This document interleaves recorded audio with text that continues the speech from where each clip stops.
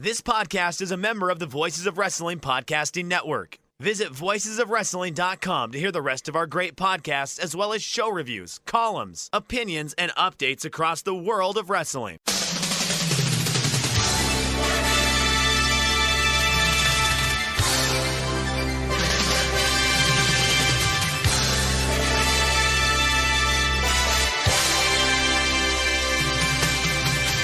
Hello everybody and welcome to the Super J-Cast. I'm Joel, joined by Damon McDonald. It is Friday the 14th of January.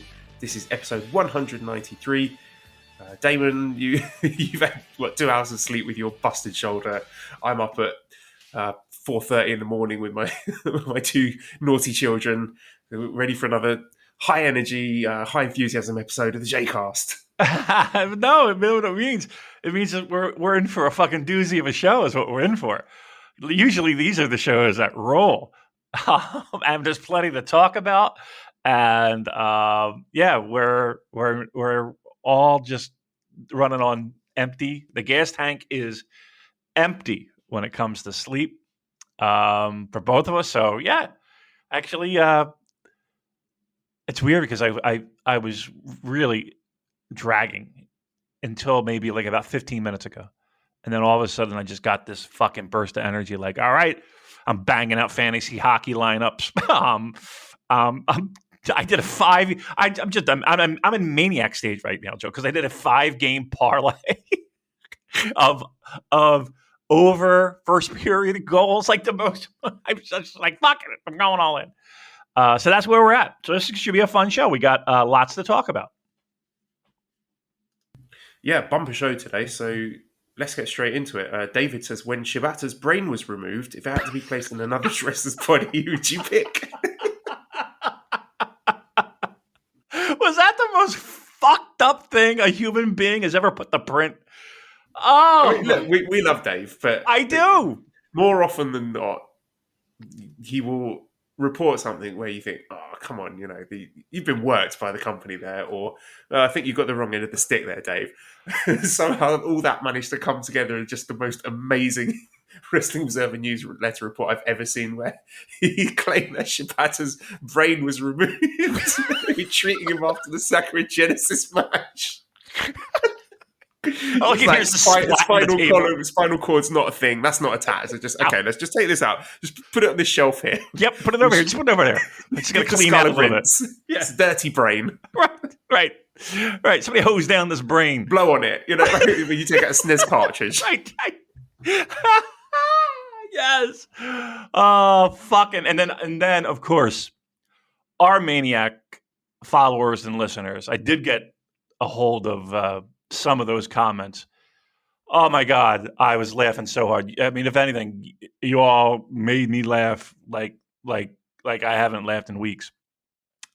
How do you put that down in a sentence? You write it. You don't read it once and be like, wait a minute, what did I just write? You know what I mean? Like, is there any editorial process that goes on? It is the most preposterous thing I've ever heard of. I just want to know what his understanding of biology is. Does he think our brains are just sort of rattling around in there, not attached to anything? Right. I mean, just think about that. Come on. That was a highlight of the week. It was last week. It was right after we did the show. Shibata had his brain removed. In part of the my goodness gracious. Well, look, science is amazing. We can all agree to that. But boy, I don't know if we're at that point. What is that? What am I thinking of? Like The Simpsons, where they had those with monsters? The robot, Mr. Burns. Yeah, the robot, Mr. Burns, right? He's making a robot worker, and he's got Homer's brain, and he takes it out with an ice cream scoop and puts it on his head and says, "Look at me, I'm Davy Crockett." I remember that one. Yeah. Oh, that is fantastic. Well, look, thank God everything worked out, and thank God for those doctors. Boy, I'll tell you, those talented doctors able to scoop out the brain. Oh my God, yeah. So that had to be the one of the funnier things of the week. That's for fucking sure. Right, so today we have to talk about our year-end awards, Yay. Wrestle Kingdom Night 3, Strong, Taka TaichiMania, and the New Year's Golden Series. I'm terrified that we're not going to fit it all in, Damon. Probably not. I mean, look, I think. Can I make one last plea to you? Yeah. An editorial plea. Go. A production plea on the air. Go Can ahead. we leave the awards for next week? Because I don't think we're going to fit it in. And next week should be a quieter week. Let's keep the audience on tenterhooks waiting for these results to come in. All right. We did bait and switch, didn't we? This is the old bait and switch we did here. Yeah, we got to do it. Here's the problem. There is a lot. Because I've got to go to work in like an hour and 20 minutes. Right. There is a lot. And next week's a slow week. And all right, I'm going to allow the audible to be called, the production audible to be called. And next week, we will do the Super J-Cast Awards. And we'll dedicate, because then we can dedicate some time to it and shit like that. And let's do it. Fine. Do it. I will give you permission to talk about the one person who voted Yota Tsuji as their third least favorite wrestler. I know. What the fuck? I was like, I want to meet that person. I did text you that. I was like, because I got the results. You sent me the results, and I was like, I want to meet the one motherfucker who put that down. Like, why would that be your? I mean, was that just like I just got to pick somebody and I just randomly stuck my finger on, boop, that was it. You know what I mean? Like I pulled a number out of a hat and his number came up. That's the only possible way I could think of. Because what could possibly rub you the wrong way about him? I just couldn't believe that one. I will say, I said to you, my working theory, maybe it was Lord Gideon Grey, who was still a bit sore after the match they had. Yes. Yeah, you did say that. That is a good point. I think we did a good job with the awards. When I say we, I mean our listeners did a good job with the awards. I agree with most of them. I will say that. And I will say this. It was the volume was turned to 11 with the dislike of certain things in this company. And I'll leave it at that. And we don't mean Yota Tsuji. And we don't mean Yota Tsuji. We mean other things. So we'll leave that with a little hook to bring you back next week. So awards next week. We'll talk about it and we'll have some fun with that. All right, so let's move on to discussing Wrestle Kingdom Night 3 in the Yokohama Arena on Saturday, January the 8th. Attendance of 7,077, which is pretty good. So they did a better attendance than Night 2 of Wrestle Kingdom. Rather than going through all the results match by match, what I think we should do is just talk about the undercard in general and then spend a bit more time discussing the top two matches, because I think those are the most newsworthy ones. So I will give my general and undercard thoughts, and then we can talk about the top two. How does that sound? That sounds perfect to me. My live viewing experience, a bit rough. Yeah. There were some production issues. Some power cut that happened. We had music being cut out for copyright reasons for the English language feeds. So, I thought Kevin and Chris did a tremendous job. None of that was their fault, but just in terms of the production, it was not great, was it, David? No, and it was frustrating because it was very glaring, right? I mean, I just saw Kevin Kelly tweeting out, "We have a power. Stay with us. We have a power." Like when you're the guy doing the broadcast, as it's happening, is tweeting out shit like that, things are not off to a good start. That's for fucking sure. It felt a little. Can I ask you a question? Why? And you may have said it, and it may be obvious. I don't have the answer in front of me. Why was this done the way it was done? Was it just like we couldn't have Noah on the like? Why was it done this way? In what sense? The broadcast. Like, why was it A, a pay-per-view, B, delayed if you didn't want to buy the pay-per-view, and just this hodgepodge of production, it felt like. I just assume it's TV politics. That's usually what I blame this stuff on in Japan. I don't know if we had a definitive reason, but yeah, it's just all right. Well, okay. Well, this is what you get. You try to go outside the box. Just keep it the way it was. But you would have been fine. Everybody would have won. Maybe you would have made a little bit less money, TV people. But look at the product you put out. Embarrassing. All right. Sorry, that's my production note. It was a fun show anyway. I will actually shout out the opening match on the pre-show. Kosei Fujita and Yasutaka Yano, who went to a 10-minute draw. I thought that young lad match was outstanding, actually. I thought it was better than half the stuff on Wrestle Kingdom. So both the young lads there did really, really well. Really entertaining match. We had the 6-man tag match with the dads. I don't know. I find something inherently charming about the dads matches, as long as I don't watch them too frequently. It's not good, like, don't get me wrong, but the aesthetics of it with the costumes and the haircuts and the bellies, it's very good and very fun. So I actually quite like that one. Okay, I was hurting on that one actually. I was just keep in mind I'm in a bad shape physically. I feel like Tenzan feels. I think at this point in my life, the funniest thing was I just they got heat on Tenzan, right? If I remember this correctly. It's just him selling. It's just so funny. Why would you make him be the guy that you're working over? It just made no sense to me. But okay, yep. New Japan kicks off the night. Well, I mean, yeah, they would win 1-0 because there was a draw first match, right? So they lead the night 1-0 with that win. Okay, great. And in the first match on the main show, Yoshihashi picked up the win in the 10-man tag with a Boston Crab. The fucking disrespect of this man winning with a Boston Crab. This is the attitude that 2022 tag champion Yoshihashi just does not give a fuck anymore. And I thought the most notable thing from this match was the exchanges between Yoshiki Inamura and Tomohiro Ishii. Of course, everyone wants to see more of that. I don't know if we will, but they definitely laid some breadcrumbs for that to keep the door open.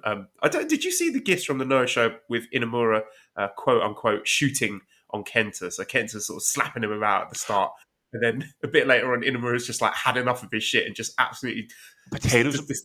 The shoulder barge. Kenta wasn't even looking and just sent him flying. Oh my god! No, I didn't see this. I guess I might have it confused with another one that was going around that.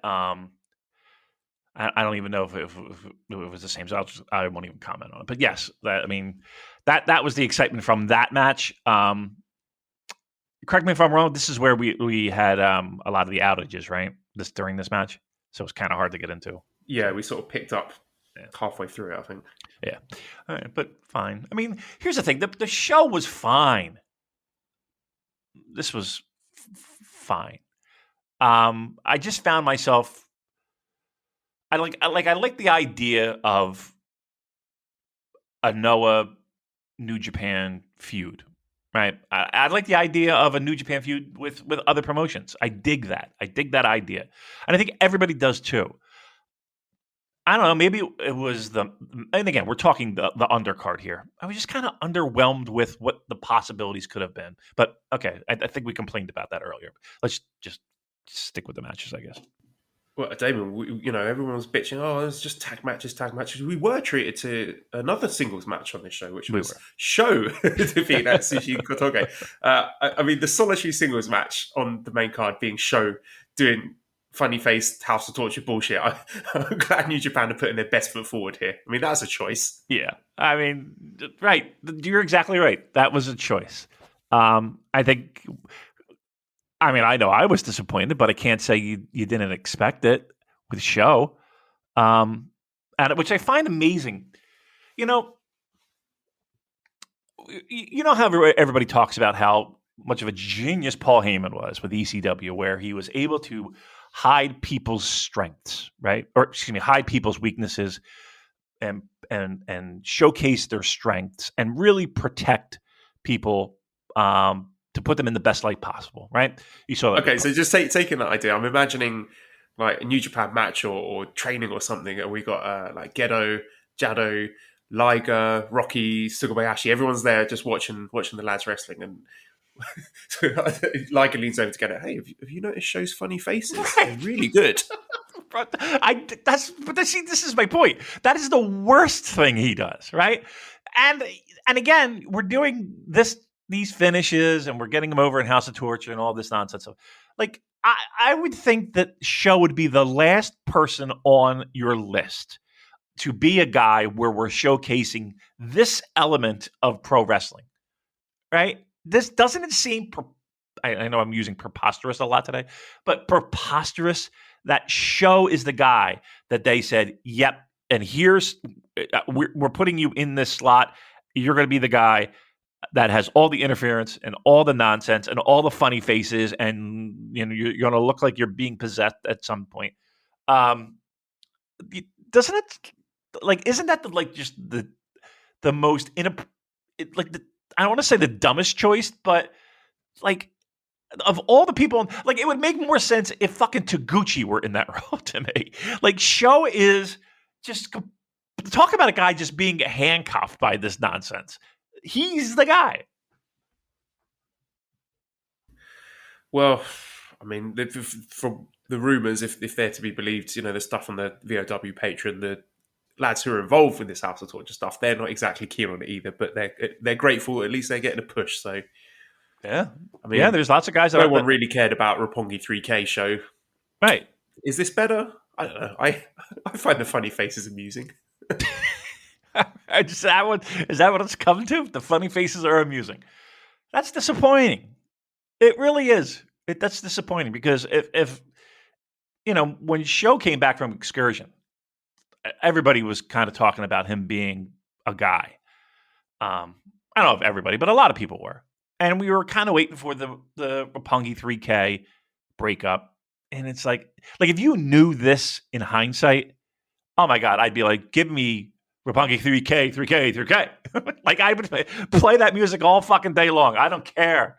I would do that in a heartbeat over what we got now. Here's the thing. This feels like something that again, they're going to shove down our throats. But doesn't this feel like this has a ceiling? Like this has a very low ceiling for Show. This is really hurting him. Don't you think? I think maybe in the eyes of the casual Western fan, it's always hard. I don't want to presume on how it's going down with the Japanese fans, but yeah, I think Western casual fans not really keen on it. Yeah, but needless to say, really disappointed in this match because I really if they just went, if they gave them the 10, 15 minutes that they gave in this match and just said go, this could have been really good. I thought so. All right, fuck us. And here's the thing too. 3-0 New Japan lead, which is everything that I didn't want them to do. Like I wanted New Japan guys to lose so that maybe we would have some type of fun future stuff. But okay, 3-0-1 is the score at this point. Yeah, at the very least, I mean, you felt that there was something at stake here. Just even if it was just sort of the company pride, the fact that people were keeping track of the results was something that this show had going for it. Third match, the Gedo Ishimori Yoshioka Hayata match. Nothing to say on that, unfortunately. It was fine. It's a 5-minute tag match. What do you want? Fourth match, Despi and Doki against Nosao Rongai and Yohei. That's maybe the sleaziest, grimiest tag match personnel of all time. I think I got infected with something just watching it. The fifth match, where we had Sakuraba and Sugiura and mystery partner against Takamichinoku, Suzuki and Taichi, and everyone's wondering who's X going to be. I mean, first of all, Kenta with those horrific injuries. Oh my goodness! Yeah. Like now that you've heard about these terrible injuries Kenta's got, does that sort of taint your enjoyment of the Wrestle Kingdom match in retrospect? I mean, look, I don't want anybody ever getting hurt. Let's be very clear about that. But no, it made it. Look, I appreciate the effort that he put in even more. Like the fact that the dude shouldn't have been falling off a ladder, number one, and he did. And again, I'm going to give you. So here we go, a little Philly sports fan reference. For who, for what is what I would say. But he felt the need that to do it, and it was a memorable spot, right? I mean, of anything in that Wrestle Kingdom, you're going to remember Tanahashi flying off that ladder. You're going to remember Kenta doing the same. You're going to remember Okada. Those are going to be the snapshots you're going to have in your head. So, yeah, what is it? 6 months for the hip? It's a hip, right? Yeah, I will check. All right, doctor. we're licensed medical doctors, by the way. I was talking 4 to 5 months. Yeah, 4 to 5 months. If rumors are to be believed, and apparently can't go back to the States to see his family as originally scheduled. Oh, that sucks. Yeah, it must be really rough for him. Oh, the hip. You fuck up your hip. That's your center right there, man. You ain't doing much. You know what I mean? Like you're not doing any cardio. You're not doing any if you fuck up your arm, you technically could probably get on a treadmill and run your ass off, right? A hip? You ain't doing shit for months. He's gonna get fat. He's just gonna drink beer. He's just gonna have his big beer belly coming back. It's gonna be great. He's gonna look like Chase Owens coming back. It's gonna be awesome. Yeah. No, I mean, I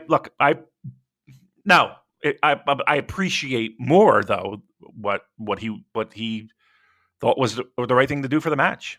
It was crazy, but I appreciate him more. So, like for like replacement in this match, where this team of hard asses, shooters, Sakuraba and Sugiura, getting to replaced by Toru Yano, as we all predicted. So, I mean, you've got to love New Japan using it. To be fair, I wasn't really paying that much attention, but I think there's some sort of law with Suzuki and Sugiura and Sakuraba, and they used that to crowbar in KOPW Yano storylines. I know. Crazy. I'll tell you what, those two, back in the day, and not that long ago, maybe about 5, 6, probably maybe longer than that, years ago, Suzuki and Sugiura, those two guys had some matches, man.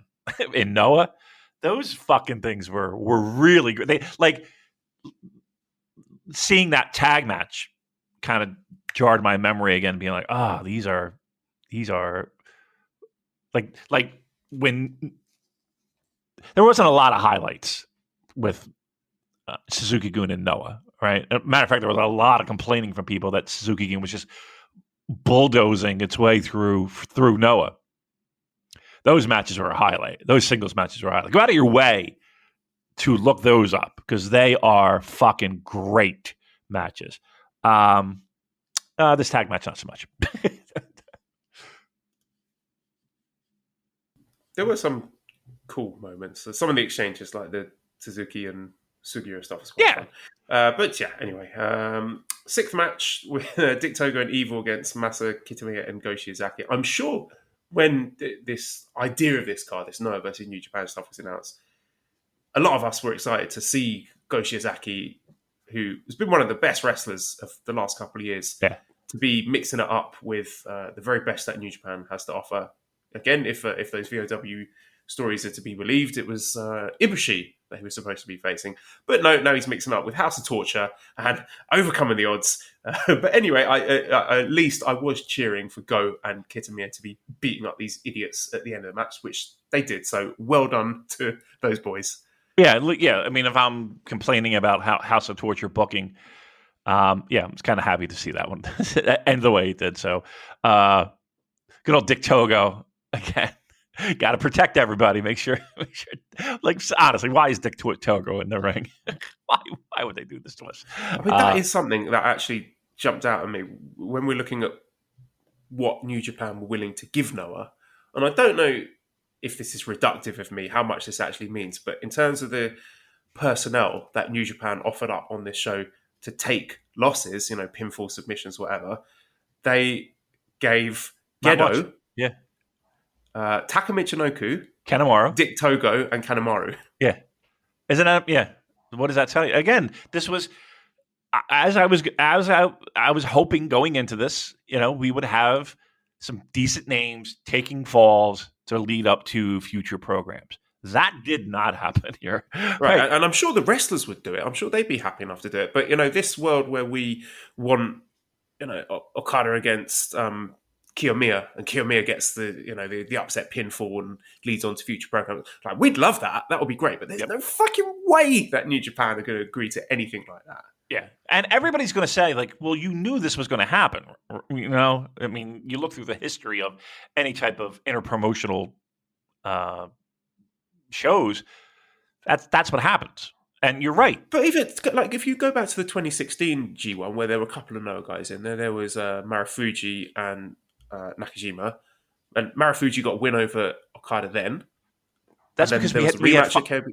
we have Yeah, so financial what stakes in changed? it. We have financial Right. stakes in Noah, right? I mean, we had some skin in the game.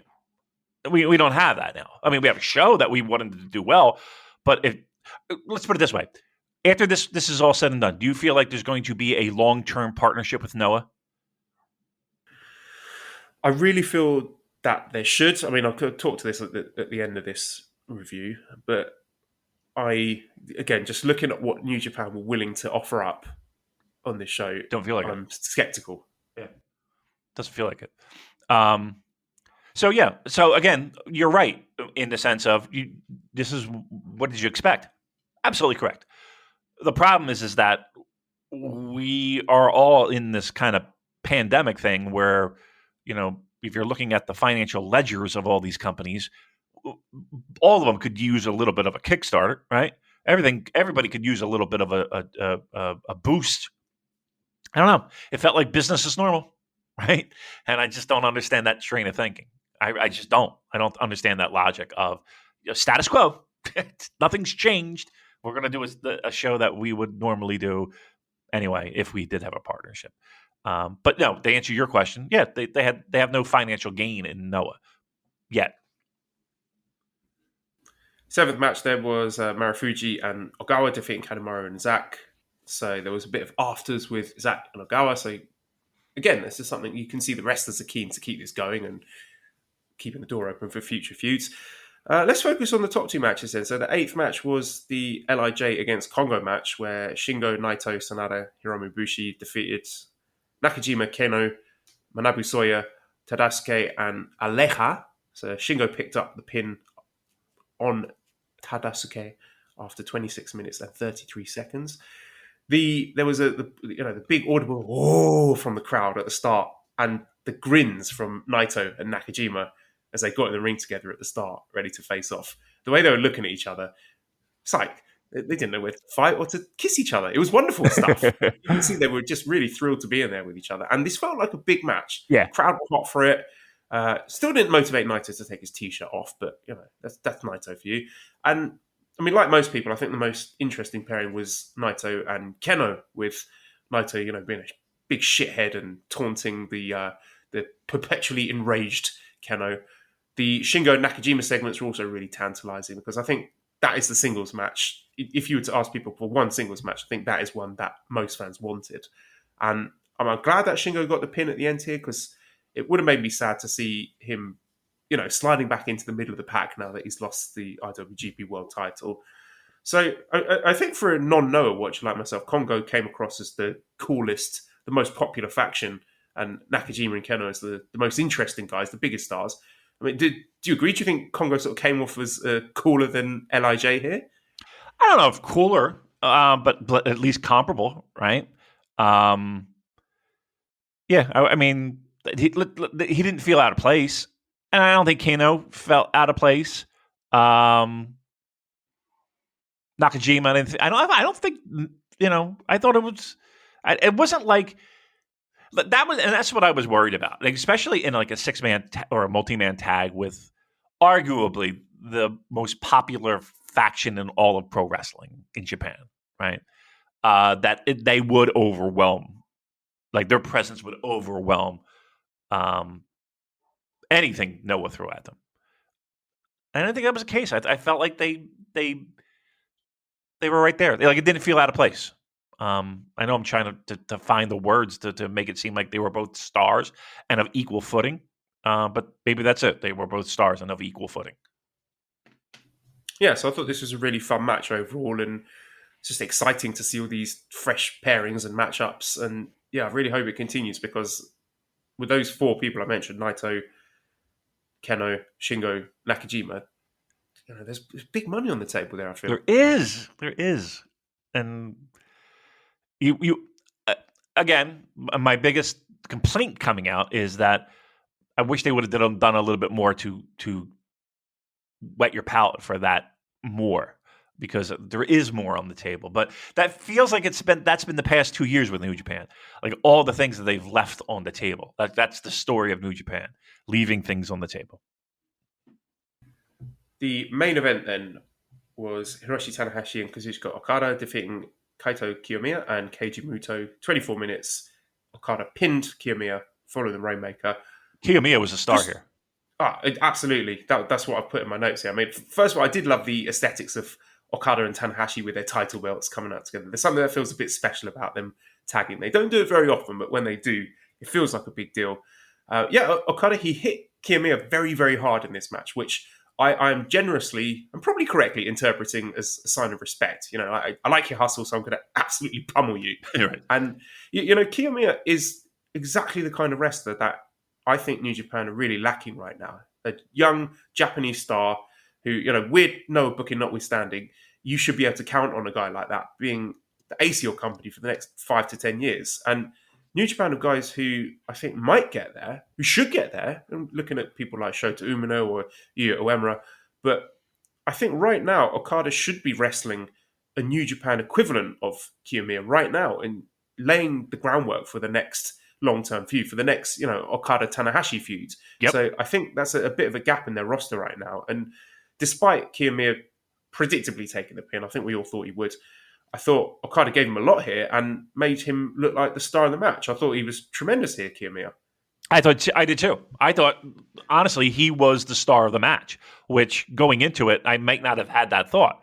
Yeah, and you're exactly right. Like, if anything came out of this show, maybe we put this main event in the archives and we let it collect a little dust. And then maybe in 2 years or 3 years, we dust it off in some video package leading up to Okada Kiyomiya singles match in a big building, right? Like, that would be okay. You know, the path was paved in gold from where we were to where we are now.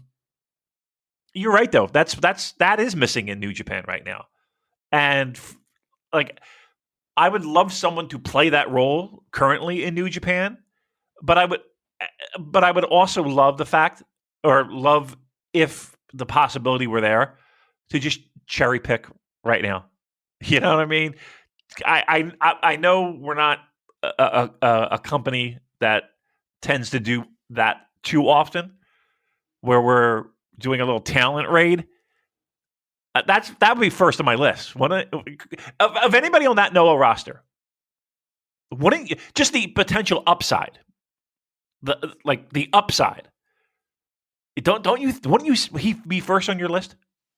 You got to do it properly, Damon. You have to put him on an airplane to the USA. Right. And have him announce, I'm going to try and make it in the States as a wrestler. Sure. I'm going to try, AEW, WWE. And then as soon as he gets to the JFK airport, just get on the next flight back to Japan and say, it didn't work out. I'm signing with New Japan. You got a hot dog in O'Hare. He stopped off in Chicago, had a hot dog, and then got back on the next plane. Right? Exactly. But wouldn't he be like number one on your list? Oh, absolutely. Do I think it will happen? No, I think it's just not the done thing in Japan, is it? Right. Company loyalty is a real big deal over there. So you get exceptions with guys like Ishimori or Kanemaru, but I can't see it happening with a guy like Kiyomiya. And here's the thing, though. I mean, this is not a young lion. I mean, equivalent, but it was a big spot. That was a big time main event on a show that a lot of people were looking forward to. I don't think anybody was, thinking Muta was going to be the star of the match. The guy can barely fucking walk. Tanahashi and Okada, okay, great. Yes. I mean, that's the chalky pick. But yeah, to have it I don't want to go so far as to say a coming out party, but like it felt like people. Here's the thing. I'm sure Noah fans would be like, well, yeah, we've been watching this for a while, right? We kind of know this. Cool. On a big stage with a lot of other eyeballs on the product, like, that's a great spot to be in. And like, I just think he just like upped his stock tenfold. I don't know if that turns into a bigger paycheck with Noah. Probably not. But I think if you could stop getting pinned by Keiji Muto, that would be a start. Just don't do that anymore for a while. Right. That's a good start. Yes, I would agree. But like,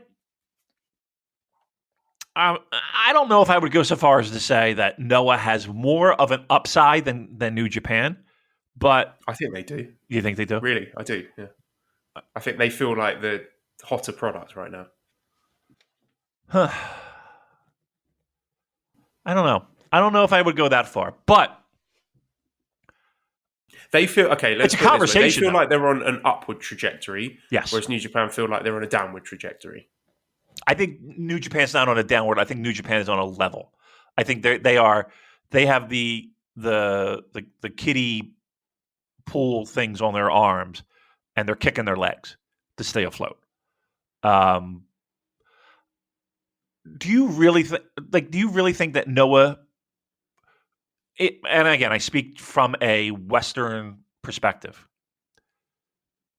Do you think they have more upside than New Japan right now? I don't mean that I think they're going to overtake New Japan. I don't think that's going to happen. But just from buzz and interest, buzz and interest, Noah feels hotter. I tell you what, people were talking more about Noah after this show than New Japan.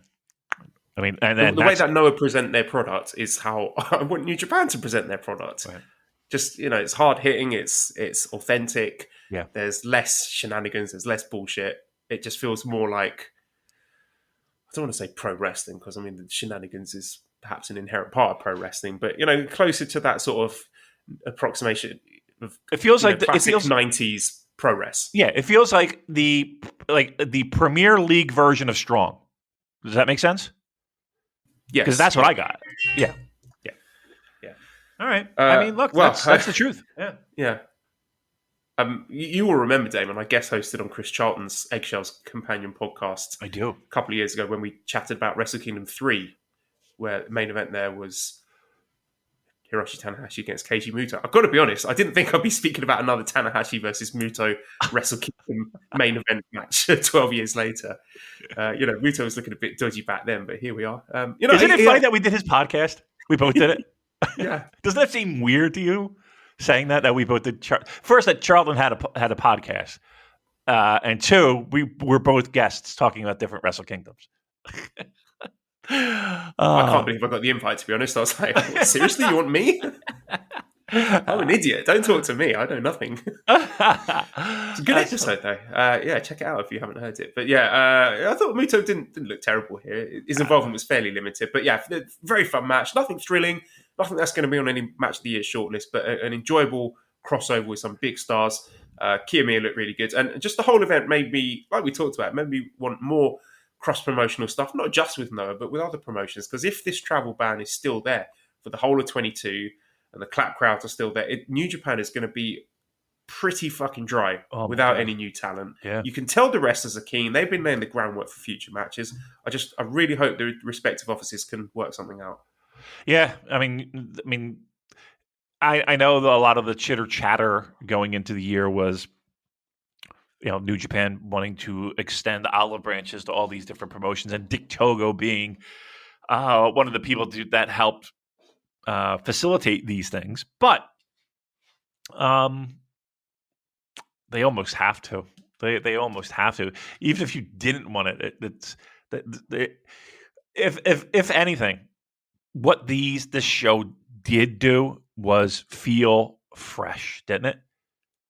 Like every match, I might not be 100% familiar with everyone that popped on that, third match, fourth match, whatever.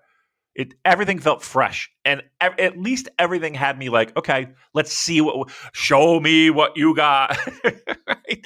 That's what I felt like every fucking match. I was like, show me what you've got. To everything. And that was kind of cool. Like, I liked that idea of it. Like, okay, I kind of liked going into it not having or having hardly any preconceived notions about the Noah guys. I think that was a good thing. Well, Marcus says, did the Noah show make you want to see more of the promotion? Yes.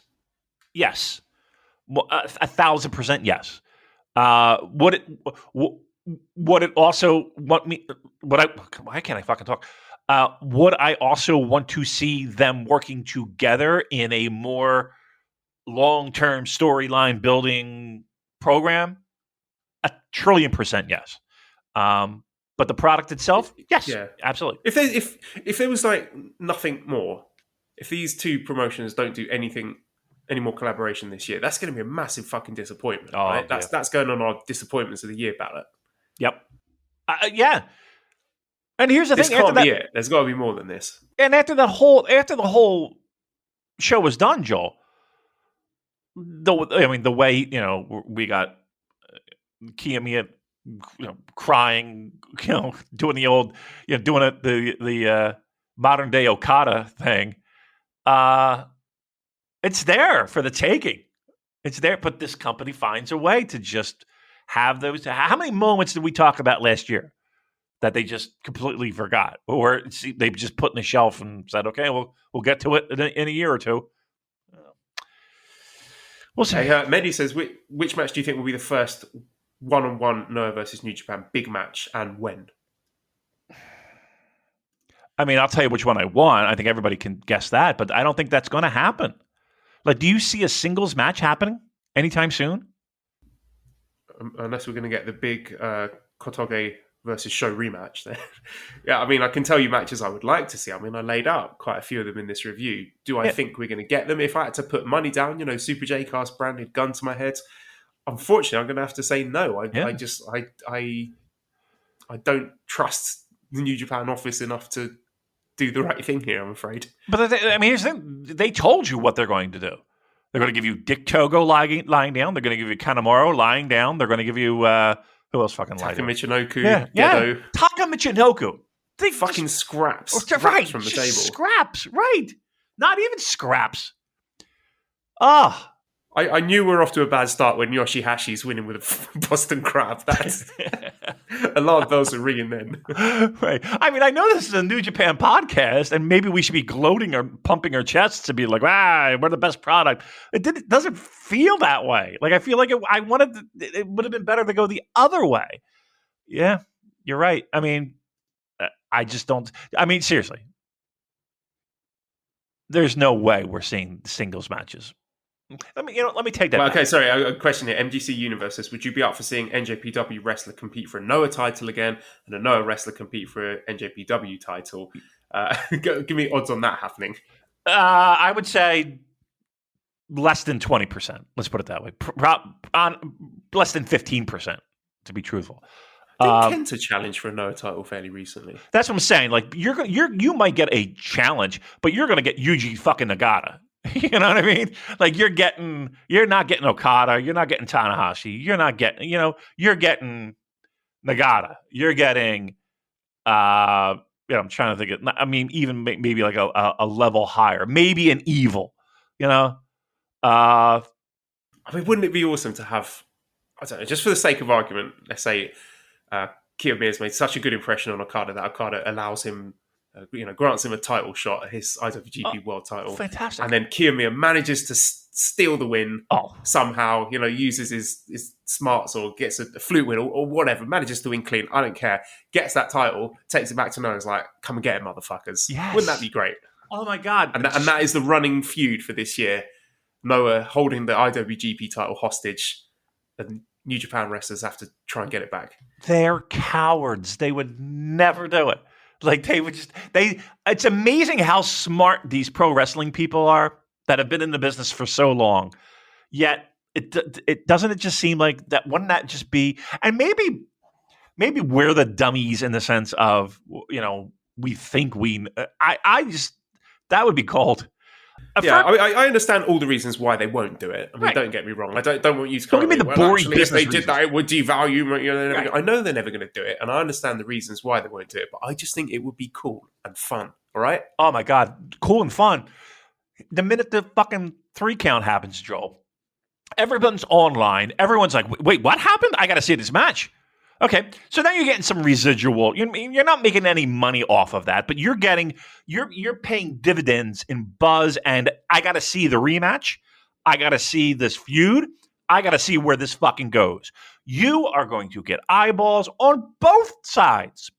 You don't even have to go straight to the rematch. You could have, I don't know, someone like Naito saying to Okada, "You fucked up. You lost our title. You've embarrassed the company. Right. I want to wrestle you one-on-one at, I don't know, Castle Attack, and the winner of our match gets Goes to on. challenge Kiyomiya." And then you can just writes itself, doesn't it? It's not that hard, is it?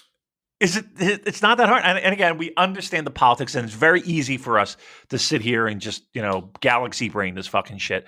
But it does that. It's just what we laid out. That's the most exciting thing I've heard all year, right? It is. That would be fantastic. And again, I hate to beat the dead horse. When we were previewing these shows and we're going into this, that was my wish. People, bigger names lying down so that we could continue on this. Because to me, that's super exciting. And then we were just left with kind of a show. A good show. A show.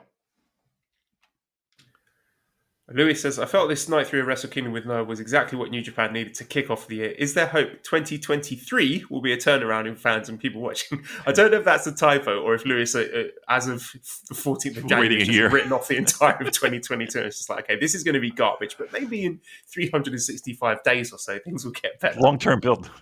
Long-term build, Joe. Look, who knows what they got up their sleeve? I know I've said it. The 50th year anniversary. It's just going to be 50. 50 is the number. Going to stick 50 men in the New Japan Cup, 50 people in the G1. Did you say 50 people in the New Japan Cup?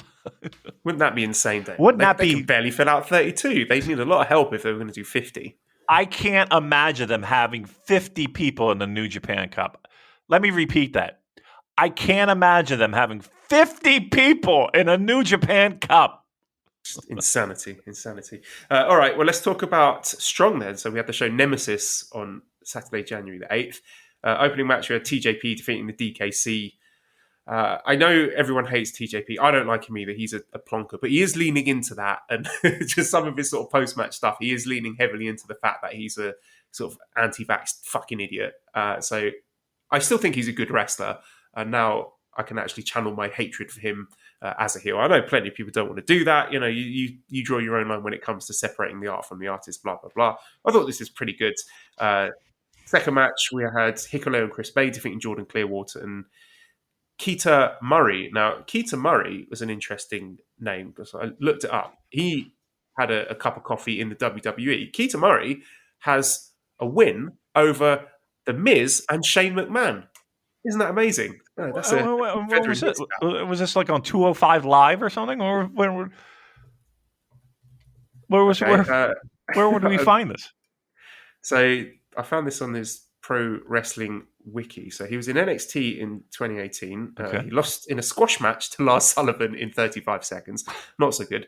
Then SmackDown Live during the November 20th episode of SmackDown Live at the Staples Center in Los Angeles. Wow. He appeared under the ring name Wayne Bryant, one half of the tag team builders, the Bryant Brothers, with fellow independent wrestler Eli Everfly Dane Bryant. They scored an upset victory over the dysfunctional tag team of Shane McMahon and The Miz at 1 minute 33 seconds. Okay. So I'm going to sort of be selective about what information from that sentence I pluck out. And I'm going to say that Keita Murray has a win over Shane McMahon and The Miz in under 2 minutes. And that is how I'm going to choose to present that information. That's how we're presenting that information. Yeah. All right, good for them. Look at that. That's got to be nice. That's not many people can say that. That's good.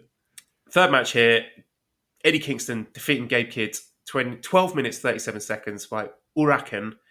Oh, my goodness. This was so fucking good, wasn't it? Just I enjoyed it. Breath of fresh air. And I know I'm not hugely into Eddie Kingston. I've stopped myself talking now. This was a really, really good match. This is an Eddie Kingston kind of match. So I really think there is upside for him to be used in the company in future. I'm not going to go mental and say, let's put him in the G1, because that will be an absurd take to have. But to bring him in for the odd showcase match, a showcase singles match or tag match for Strong, sign me up. That would be great. And this was just a real... and even though he lost, I felt a coming out party for Gabe Kidd. I thought Gabe Kidd looked tremendous here and really highlighted his whole ethos, which is, you get the feeling watching him in the ring, there is no one on the planet who's going to be working harder than him, both out of the ring and in the ring, that he wants this so bad. He's got all the tools, he's got the right attitude, he's got the work ethic, and every single time he steps in that ring, he's going to have a fucking war. Yeah. Yeah, they hit each other very, very hard in safe places. But yes, they were beating the piss out of each other. In the nuts. Just punching each other in the balls repeatedly. Oh. Great. This is not safe. I'm going to throw a little question to you about Eddie. We got a year to go. Got a lot that could happen. Who knows, in this crazy, wacky world we live in. What do you think about a Jon Moxley, Eddie Kingston World Tag League entrant? Would you do that? I think the World Tag League is below Jon Moxley. Yeah, okay. All right, I like that. I like that. That's a gutsy call by you. All right, good. I like that. If you're going to do it properly, if you want to put them in the World Tag League and win it and go on to Wrestle Kingdom and have a big showcase IWGP Heavyweight Tag Title match, then yes, I would say that would be worth doing.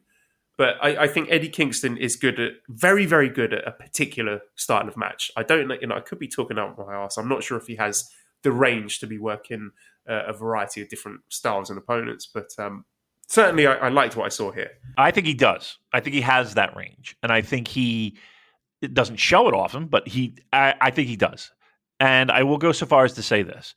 Yes, I think a G1 might not be the best thing, but I do feel he is a breath of fresh air, right? And he could add a nice spark to be brought in. I would have no problem Eddie Kingston doing a little spot in New Japan. I really wouldn't. Again, because he is different. Now, I don't know how well that translates. Like, I feel like that translates well in the States. I don't know how well he would translate in the middle of Cork and Hall, third time in, fourth time. You know what I mean? Like I don't know how well, like, his facial mannerisms, his body language, just him in general. I hate to say him in general, but do you know what I mean? Like, I'm not even talking about, I just, like, would he be a guy that, like, here's what I don't want. I don't want him to be like fucking Sami Callihan. You know what I mean? And that's not a knock at Sami Callihan, but Sami Callihan in New Japan really wasn't that fucking great. And that's what I wouldn't want to see with Eddie Kingston. Make sense? Yes, yeah, I understand. Yeah. That's my biggest fear, because I just don't see how. Like, you don't want him to become a sort of caricature, basically. That, and the fact that, again, like, I think that what he does plays well, incredibly, to a somewhat smartened up pro wrestling crowd who gets him. And I don't know if that translates well over to Nagoya, right? That's what I don't think it does. I think if you put, Eddie Kingston on I don't know, even a Korakuen Hall show, I'm not sure he steps in the ring and the Japanese fans are like, oh yeah, we're into this guy. Correct. That's my point. 100%. Yes. Well, I tell you what, we've got some exciting matches coming up. Let me tell you so first of all, on Strong, this week's episode of Strong, there's a singles match between Jonah and Finlay, which should be interesting. I hope Jonah fucking destroys him. I don't like Finlay now. And we've got tapings for New Beginning USA coming up. So we have the US of J Open Challenge, Jay White versus X. Matt Raywalt, so Drama King Matt, commentator guy, against El Phantasmo. This is a really nice one. Yuya Uemura versus Brody King. Looking forward to that. Clark Connors versus TJP. DKC and Kevin Knight against Ricky Gibson and Eddie Pearl. Rocky Romero and Leo Rush against the West Coast Wrecking Crew, Roy Sizes, Terrell Nelson. Juice and Finlay, Finn Juice against Jonah, and Bad Dude Tito is back. My favorite wrestler. Josh Barnett against Ren Narita. You probably will hate that, but I'm looking forward to it anyway. Strong Openweight Championship. Tom Lawler defending against Taylor Rust. Got a few other matches here. Carl Fredericks against Ethan HD. Cody Chun against Hikuleo. Here's a match that I'm really excited about. I don't know if you are as well, Damon. You should be. Fred Rosser versus Gabe Kidd. Ooh. that Yeah. I think is going to slap. That is literally going to slap. Literally, They can yeah, slap yeah, each yeah. other. I think that one's going to be a lot of fun. I don't know if you saw Gabe Kidd calling out Ring of Honor wrestlers. This was the tweet Gabe Kidd said, "I dare any of you ROH fucks to show up to Strong. Much love to y'all, but you'll catch one on the best hour of pro wrestling every week." CC. Jeez. Was I dreaming when I saw Brody Was that King Gabe Kidd? show Oh, up? no, that was Clark Connors. Sorry, not Gabe Kidd. That was Clark Connors. Clark Connors. Okay. Was I dreaming when I saw Brody King in AEW? Did I miss that? Did I dream that? I don't know. I don't watch That's right. Elite Wrestling, unfortunately. My bad. I thought I saw that. And again, I haven't watched in weeks, so I'm kind of talking out my butt. But if that's the case, that's good. Some hard work getting paid off there as well, getting some TV time. So good. All right. Maybe I just dreamt that, though, because I have had just I have been tripping pretty hard. Basically. I think, here's my prediction for 2022. I think Strong could become the Gabe Kidd project in 2022. Multiverse Ace says, after seeing his match against Eddie, what do you think the ceiling is for Gabriel Kidd? You think he's the guy they're going to build around? Not that he's going to be main eventing all the shows, but I think he is going to get the Ren Narita build. The low-key but very impressive singles matches where he's getting hand-picked, high-quality opponents with time to go out and put on longer matches. Okay. Yeah, I mean, he's got to be in that short list of guys who would be that. Yeah, he's like, I'm just kind of baffled at where the talent that Strong has.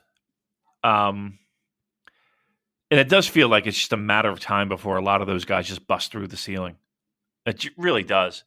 And I know they're hampered in what they can do and where they can go and live shows and all that stuff. But man, they just that roster, talk about upside.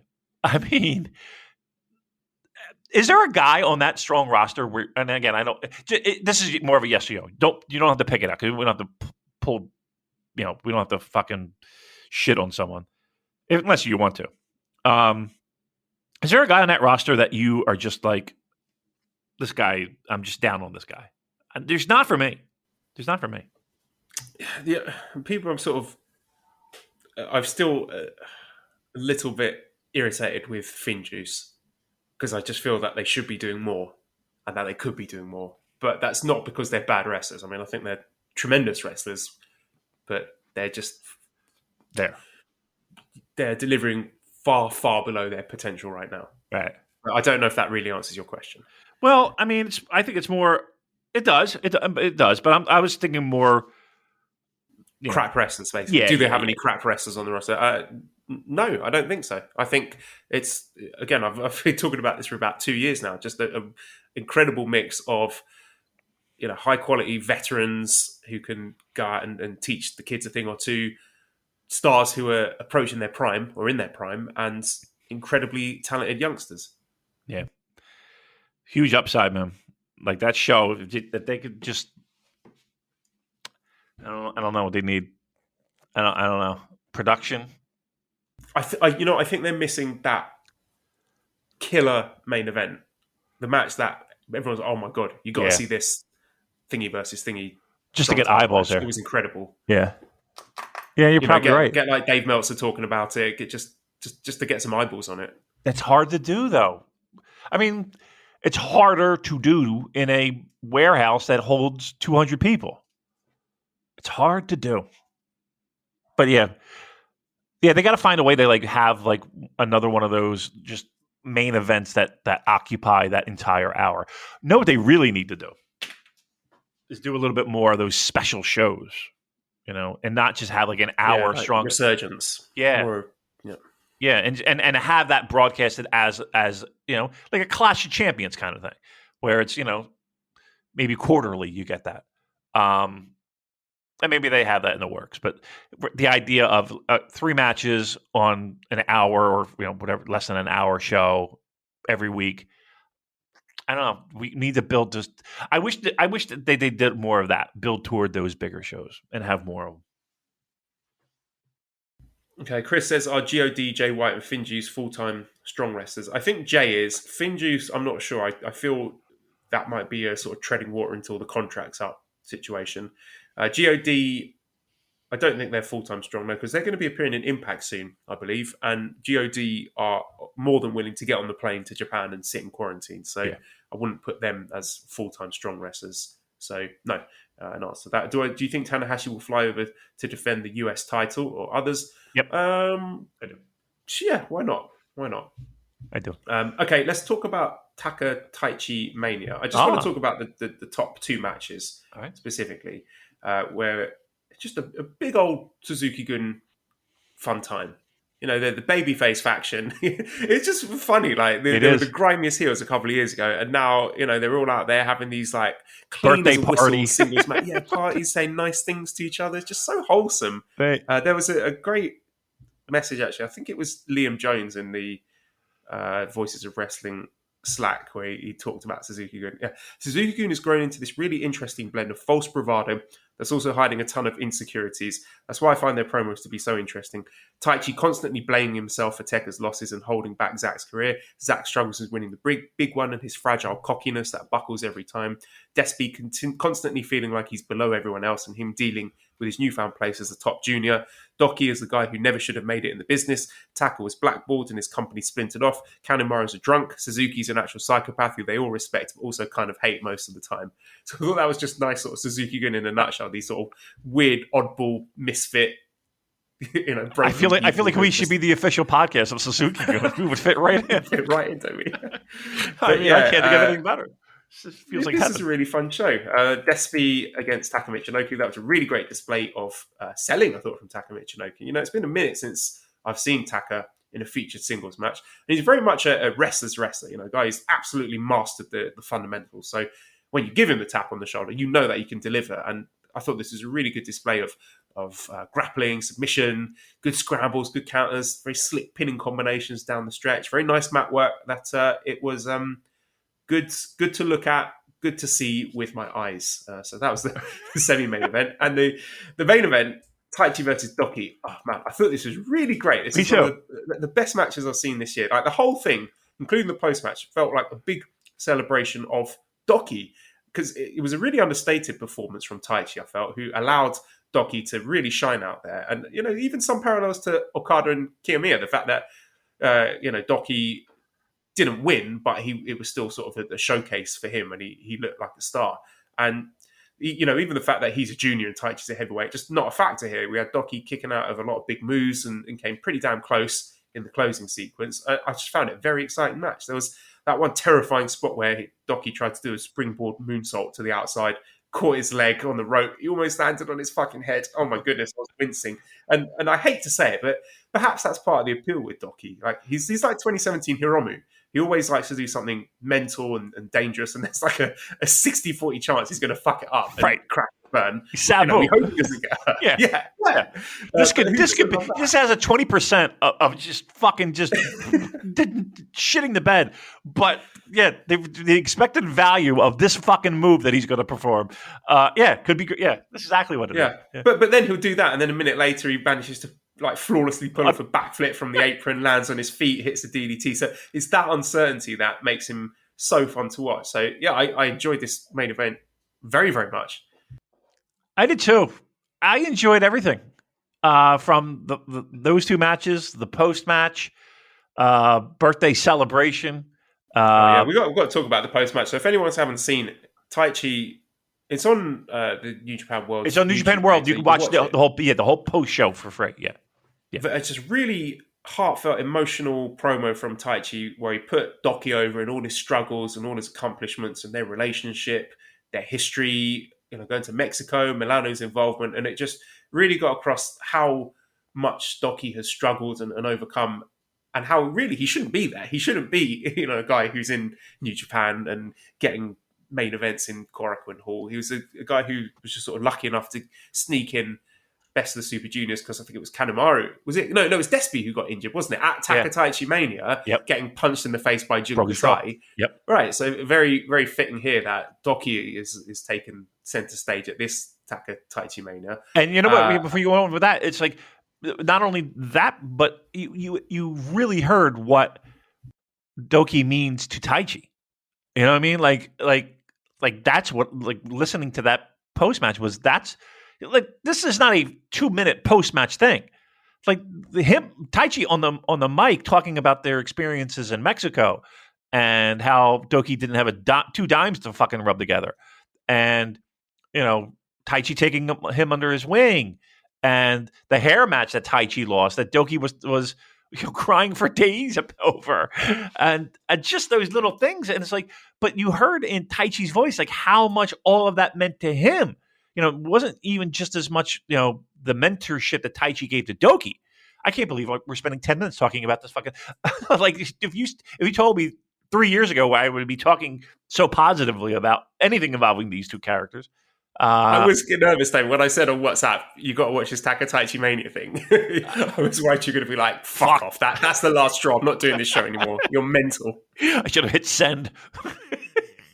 I agree with you. This is a celebration, not just Doki, a celebration of friendship, Damon. Maybe the real TaichiMania was the friends they made along the way. Yeah, really genuinely moving. And Taichi, I think, arguably one of the most compelling slow burn babyface turns I can remember. Just every time he gets on that microphone, he's saying sometimes it's very cutting stuff, but even when he's criticizing people and doing it in quite harsh, brutal circumstances, there's truth to it. Yeah, you got a point. He's a guy who he shoots from the hip, doesn't he? He doesn't hold anything back, and that includes the love and affection he has for his friends. And then Suzuki came out and smushed the birthday cake into Miho Abe's face. So what more can you ask for?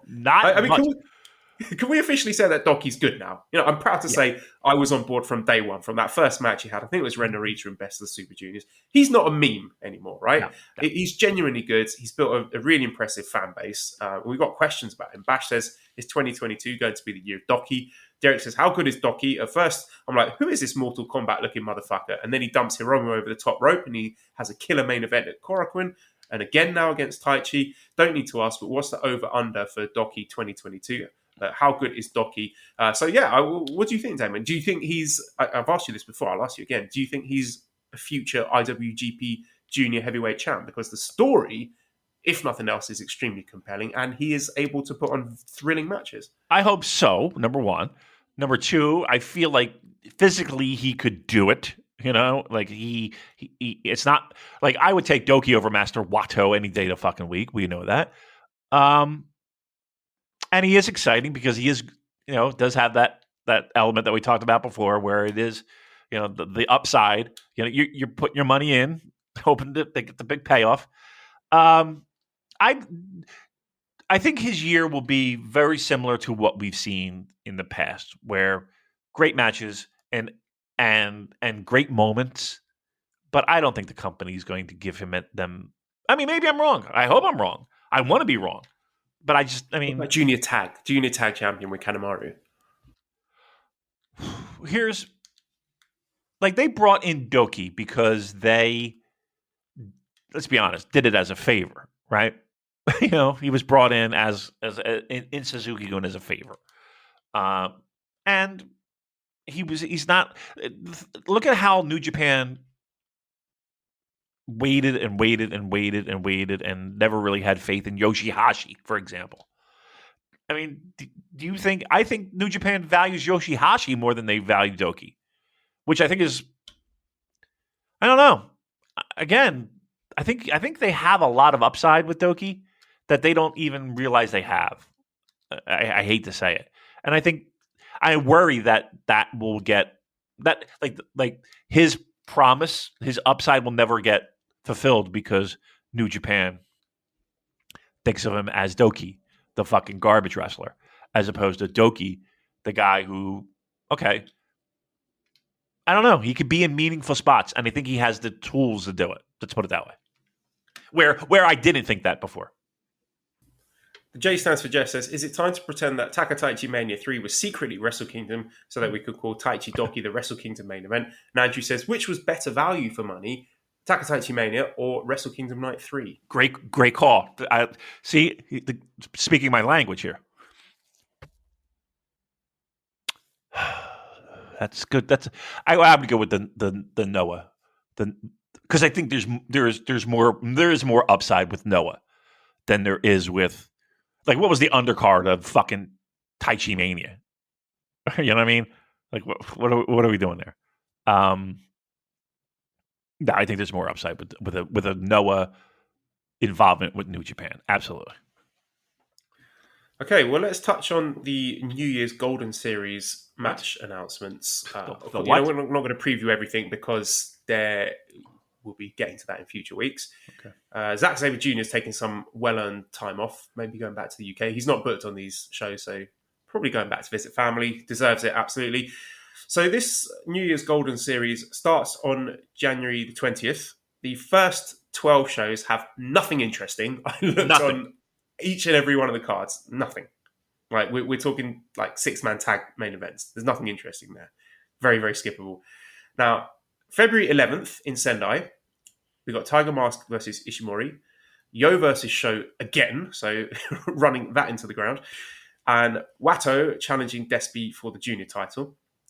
February 13th in Edion Arena, Osaka, we got Tiger Mask versus ELP. Robbie versus Ishimori. Ishii challenging Evil for the Never Openweight title in a lumberjack match. And then Tanahashi and Okada versus Sanada and Naito. Following that, we have 3 nothing shows with elimination tag main events. Then the top end of this tour, we have February 19th in Hokkaido. ELP and Ishimori challenging the Flying Tigers for the Junior Tag Championship. Yujiro and Evil challenging Goto and Yoshihashi for the heavyweight tag titles. And then Sanada challenging Tanahashi for the US title. And then February 20th in Hokkaido, Yano challenging Suzuki for KOPW. A Chaos versus House of Torture rematch for the Never 6-man titles. Main event, Naito challenging Okada for the IWGP World Heavyweight Championship. Thoughts, Damon? Well, I mean, I think everybody knows there's nothing new, exciting, and fresh, but there is good, right? I don't think anybody's going to complain about a Naito Okada main event. In Hokkaido, though, do you find that a bit strange? In what way? That this is a match, the last time we saw it in front of 30,000 people in the Tokyo Dome, and now it's going to be run in Hokkaido. I don't know what the capacity is. I don't know, 6,000-7,000, something like that. I'm not sure. Haven't done my research, but do you feel that it's a strange time and place to be running it? Truth be told, I mean, yes, if everything were normal, right? If you're just looking at the numbers on a piece of paper, yeah, it does seem weird. But that's where we are. I mean, what are you going to hold off that program until what? Fukuoka Dome? Like, do they have anything that? Like, where would you put that in a short amount of time? And I don't know what buildings are booked, and I don't know what buildings aren't booked. You know what I mean? So I don't know. Maybe they were caught with their pants down. They didn't have a building to book. Who knows? And you know, in that calendar, you know, to make it work from a logistics standpoint, I don't know. It does seem a little bit low. Truth be told, yes. All right. Well, we have lots of interesting questions, but again, I think next week should be a lighter news week, so I'm going to save them for next week. All right, including our awards. So I will wrap it up then. Oh my God, we're done? Yeah. All right. Right, how long have we been recording for? 1 hour and 13 minutes. Okay, that's fine. I mean, We're it's good? nearly 6:30. I've got to go to work in about 50 minutes, so I need to have a shower and get dressed and have some breakfast. So, yeah, let's knock it on the head there. redcircle.com/shows/super-j-cast. Thank you, everyone who's sent us festive money. Please keep it coming. We love money. It makes us want to keep doing this show. I got a birthday coming up, so come on. Right. Discord, if you want to join our Discord, send me a DM on Twitter. I will happily share the link with you. Cobra Kawaii at Cobra Kawaii and ProWrestlingTees.com/SuperJcast for one of our t-shirts. Big thanks to editor Dan. Find him on Twitter at Lounge0219. Subscribe to the Voices of Wrestling Podcast Network for other great shows. Please give us a 5-snake review on iTunes and some kind words to help us bump up those rankings. Follow us on Twitter at the SuperJcast. Thank you everyone for listening and goodbye.